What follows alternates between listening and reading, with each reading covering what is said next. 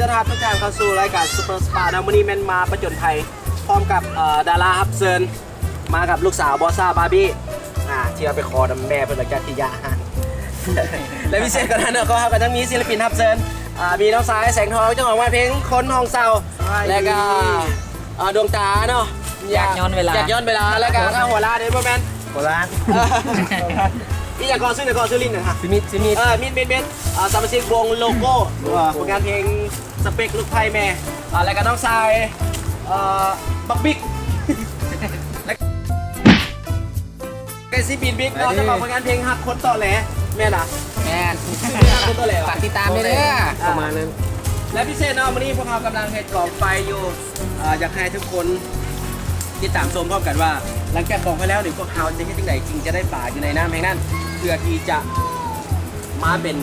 เมนูเครื่องรับประทานอาหารให้กับพวกข้าพเจ้าเนาะจะนำทีมโดยจันแตนและก็มือกล้องปัจจุบันนี้แม่นแทบนาที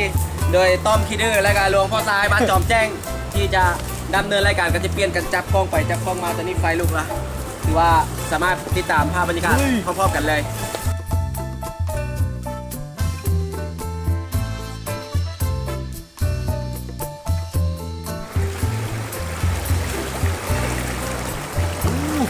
คุณน่ะแม่นละบ่นี่เห็นปะปากเป็ดนี่เป็ดเชียวปากเป็ดเพ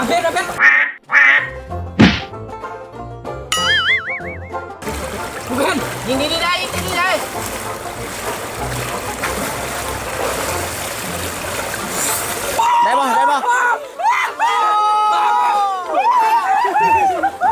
โอเคได้กินแล้วปากเป็ดพี่น้องมาเบิ่งดูไงวะตัวบักใหญ่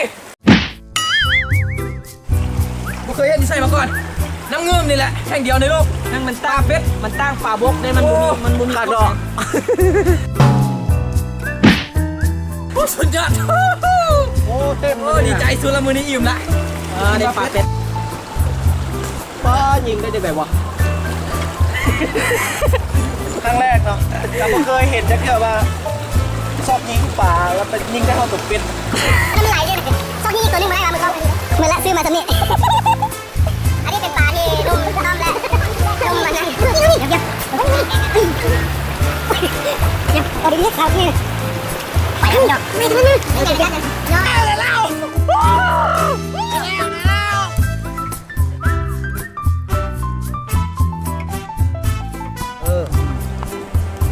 มองต่ำกว่านั้นอีกจมน้ำเนี่ยทีละเท็ด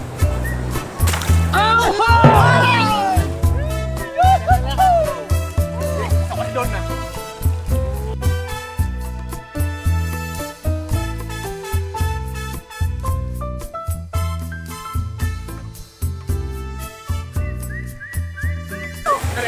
ก่อ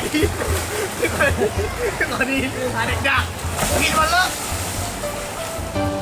ต้องตั้งเมืองนี่ไม่ได้เป็นเรื่องการตรงนี้ไม่ได้มาซิ้นมาอะไรหนึ่งสองเบิ้ลกูกันเอาอย่ามาหัวใจให้แลอย่าเห็นคือไอ้แปลกคือลูกบ่มีพ่อแม่บ่ฮักกะยาตามใจเดินน้อง